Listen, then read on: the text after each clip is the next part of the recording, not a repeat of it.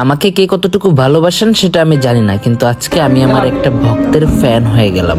ঢাকা থেকে যশোর যাচ্ছিলাম, ভাঙার মোড়ে ক্ষুধা লাগছিল তাই একটু খাবারের হোটেলের দিকে যাচ্ছিলাম, তখনই সামনে এসে রাহাত হাত বাড়িয়ে দিল। হ্যাঁ, ভালো ভালো আছো? ও বুঝাইতে চাইছে আপনি কি টিকটক করেন। তোর কথা বোঝে না। এদিকে এসো, এদিকে এসো। নাম কি? খুবই সুন্দরভাবে সে তার নামটা বলার চেষ্টা করলো, নাম রাহাত। বলতেছে এবার বলো। আমি মোবাইল মোবাইলে দেখছো? হ্যাঁ, তোমার মোবাইল কই? বাড়ি। ও আমাকে দেখে এতটাই খুশি হয়েছিল যে 200 কিলোমিটার গাড়ি ড্রাইভ করে আসার পরেও ওর সাথে কথা বলেই আমার মনটা ভালো হয়ে গেল। আমার চিনো? কই দেখছো? হ্যাঁ, মোবাইলে। ভাত খাবা? খাইছো? খাবা? হেলে বসো, হেলে বসো। রাহাত নামাজি একটা ছেলে, আশেপাশের লোকজন বলতেছিল, এবং ও অত্যন্ত ভদ্র এবং বিনয়ী। হোটেলের ভাইটাকে ভাত দিতে মানা করতেছে। ভাত খাবা না তাই? কটা খাও। কখন খাইছো? মেলা আগে। বলতেছিল সন্ধ্যার সময় নামাজ পড়েছি, তারপরে এসে খেয়েছি। এখন এখন অল্প করে ভাত খাও, এখন অল্প করে ভাত খাও। রাত্রে ক্ষুধা লাগবে না? পেট ভরা খাবা না? এখানে কতক্ষণ আছো? কতক্ষণ আছো এখানে? কালকে। তাহলে আমি এখানে বিল দিয়ে যাই, তুমি খাইও খিদে লাগলি? বিল দিয়ে যাবো? আচ্ছা ঠিক আছে। খাবারের বিল দিয়ে যাওয়ার কথা শুনে রাহাত অত্যন্ত খুশি হলো। অল্প সময়ের ভিতরে ওর জন্য মায়া লাগতে শুরু করে। আমার মনে হলো ওর জন্য ছোট্ট করে হলেও কিছু করা দরকার। জিজ্ঞাসা করলাম, তোমার কি টাকা প্রয়োজন? বলে না থাক। রাহাতের সাথে কথা বলতে পেরে আমি সত্যিই অনেক গর্বিত। আসো। রাহাতের সততা সত্যিই অসাধারণ ছিল। আমি টাকা দিতে চাইলাম, তারপরেও সে বলে না থাক। এমন একজন রাহাতের দেখা পেলে আপনিও কিন্তু মায়ায় পড়ে যাবেন, আপনারও মন চাবে তার জন্য কিছু একটা করার।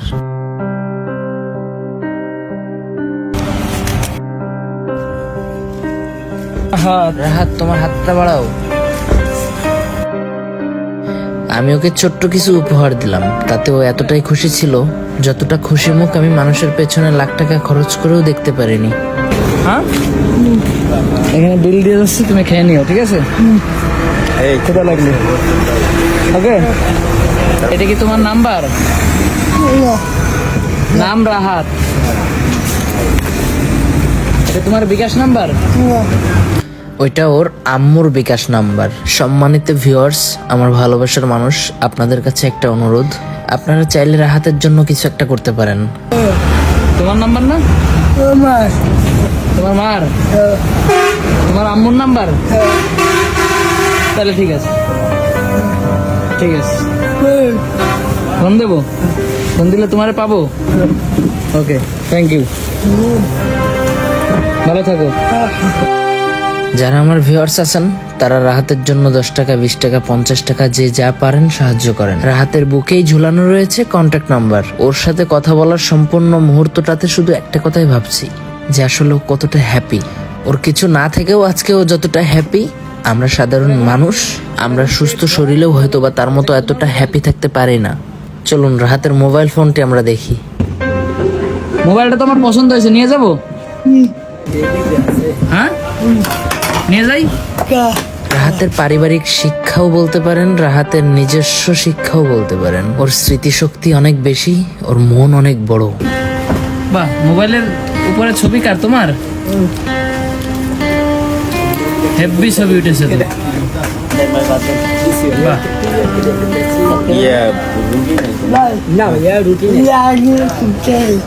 রাহাত আমাকে দেখে আমার সাথে কথা বললে এতটা খুশি ছিল যে খুশিটা দেখে আমার কন্টেন্ট ক্রিয়েশন বা ইউটিউবিং করার আগ্রহটা আরো বেড়ে গেল।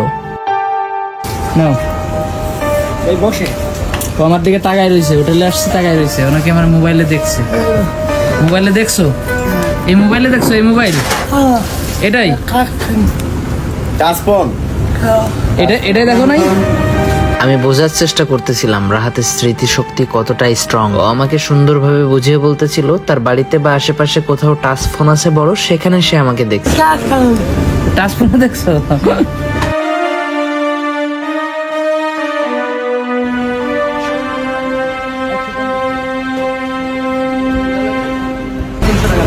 রাহাতের খাবারের টাকা রেখে রাহাতের কাছ থেকে বিদায় নিলাম। ঠিক আছে, ক্ষুধা লাগলে খাইও। হ্যাঁ,